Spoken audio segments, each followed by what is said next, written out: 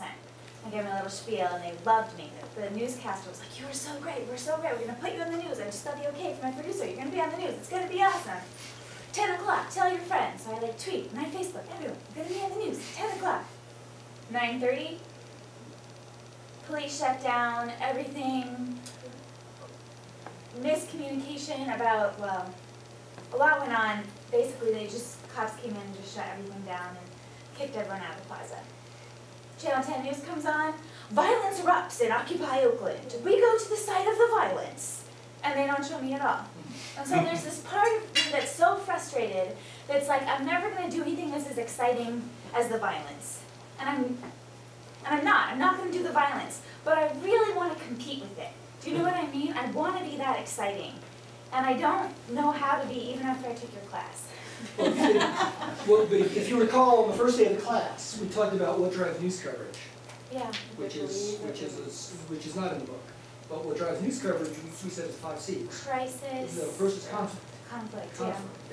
And local news in particular, if it bleeds, it leads. And I can predict that the cops shut down something a half an hour after they get you talking about, I'm here for the 100%, it's going to be the cops shut it down. Right. That's going to be the story. Sorry. Yeah. What are the other three?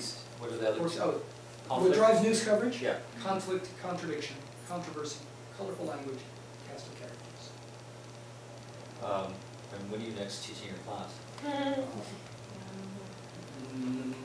Who knows? It's not scheduled. And but let me be not flippant about that. When I was asked to serve as board chair, I intentionally took myself out of consideration by the curriculum committee, because I'm also an ethics professor in another life, and I didn't want to put the curriculum committee in the position of having to decide yes or no on the board chair teaching course. So I've taken myself out, at least for the time that I'm board chair. And that kind of class is very badly needed in this school. And in terms of build a movement, build a team, build a community, can you talk about the team, how that flows from one to the next, especially around the team? They don't necessarily flow, they're different ideas. So you can build a movement, which is what I believe Unitarian Universalists are doing and need to do. Sure. You can build a team, and that is the core team Susie's on, standing on the side of love, core team. Right. So she's the or a videographer and photographer for Standing on the Side of Love. And they are, if I can use the Shakespearean metaphor, not intending gender here, a band of brothers. We happy few, for he who fights with me today shall be my brother, be he ne'er so vile. So it wasn't 1, 2, 3 in terms of order, it's just three different orders of magnitude. Okay, that makes sense. Thank you. But once you're a member of the team, there's a cohesion, there's a coherence, there's a wanting to do stuff for the team beyond wanting to do something for the movement, and beyond wanting to just make the world a better place.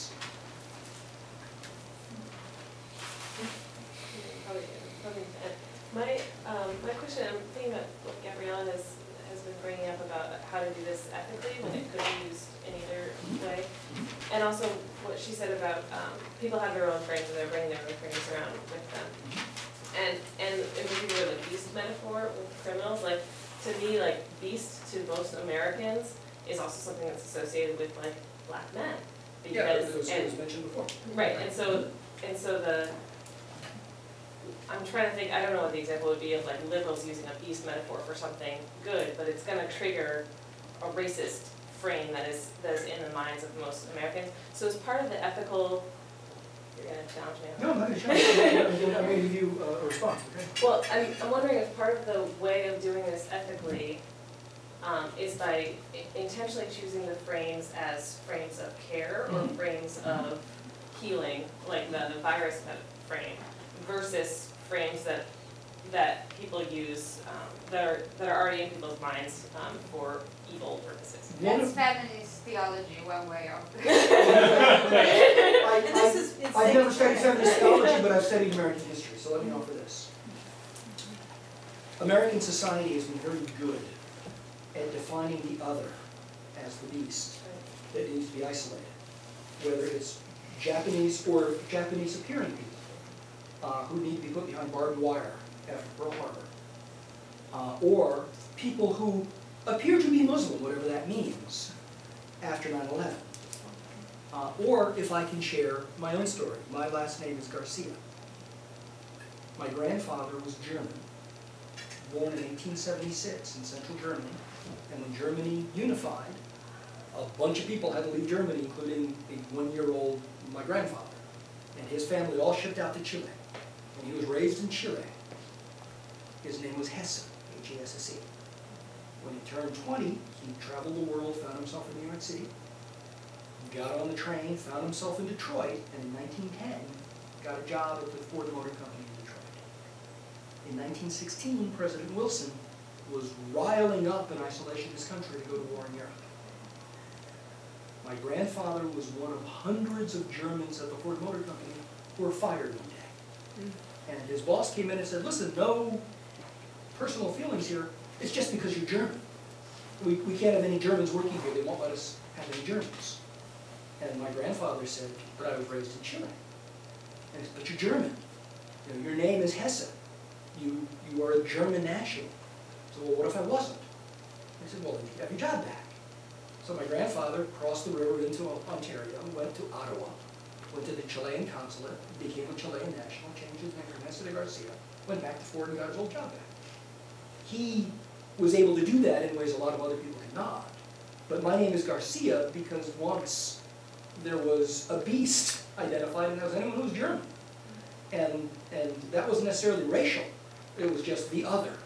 And it was the other to be feared. And so feared that no one with that heritage should be allowed to work here. And then Ford eventually sent my dad to my grandfather to South America, to open South America, because he spoke Spanish, and that was a good thing. And my father was born there, and I was born there, and I'm originally immigrated back here. But United States culture has a really long history of defining some group of the moment as to be so feared that you need to protect us from them. And sometimes it's racial, and sometimes it's ethnic, and sometimes it's just national origin, but we're really good at that. And progressives and others need to work hard to stop that. That's frankly one of the things the St. Louis Side of Love is intended to raise some awareness. I talked to you. Thank you all. If you have a book and you'd like me to sign it, I'm happy to do that.